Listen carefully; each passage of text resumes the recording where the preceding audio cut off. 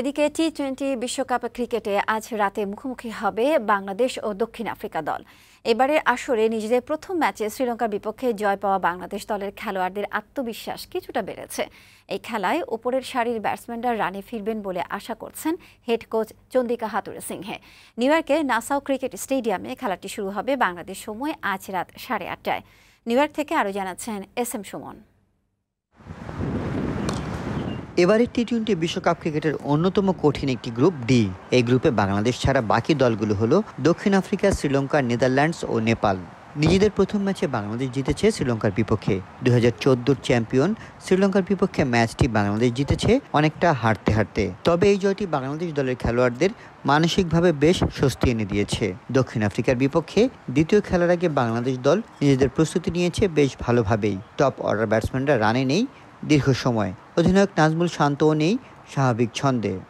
তাই তো ঐচ্ছিক অনুশীলনে head coach Chandika Hathurusingha run না পাওয়া খেলোয়াড়দের নিয়ে নেটে কাজ করেছেন আলাদাভাবে।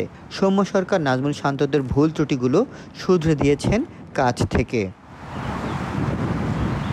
বাংলাদেশ দলের জন্য বড় স্বস্তির খবর, ইনজুরি থেকে সুস্থ হয়ে উঠেছেন ফাস্ট বোলার শরীফুল ইসলাম।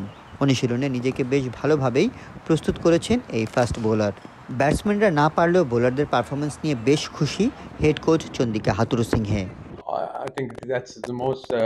এটা ঠিক, আমাদের টপ অর্ডার ব্যাটসম্যানরা ছন্দে নেই, এতে করে তাদের আত্মবিশ্বাসটা কিছুটা কমে যাচ্ছে।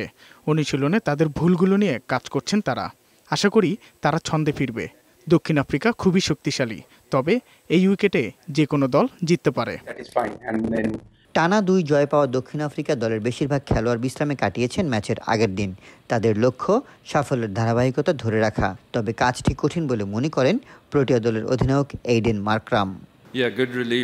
এই ধরনের কন্ডিশনে বাংলাদেশ খুবই কঠিন প্রতিপক্ষ, তারা যে কোনো দলকে হারাতে পারে। তবে এই মাঠে আমরা 2টি ম্যাচ খেলেছি, যা আমাদের কিছুটা এগিয়ে রাখবে। টি-20 বিশ্বকাপ ক্রিকেটে এই পর্যন্ত 2 দলের 3 বারের মোকাবেলায় প্রতিবারই জয় পেয়েছে দক্ষিণ আফ্রিকা। শ্রীলঙ্কার পর এবার টি-20 বিশ্বকাপে বাংলাদেশের পরীক্ষার নাম দক্ষিণ আফ্রিকা। প্রথম ম্যাচের জয়ে আত্মবিশ্বাসী বাংলাদেশ দক্ষিণ আফ্রিকাকে হারিয়ে প্রথমবারের মতো সুপার 8 পর্বে খেলার আশা কতটা এগিয়ে রাখতে পারে তাই দেখার অপেক্ষা। SM সুমন, বৈশাখী সংবাদ, নিউ ইয়র্ক, যুক্তরাষ্ট্র।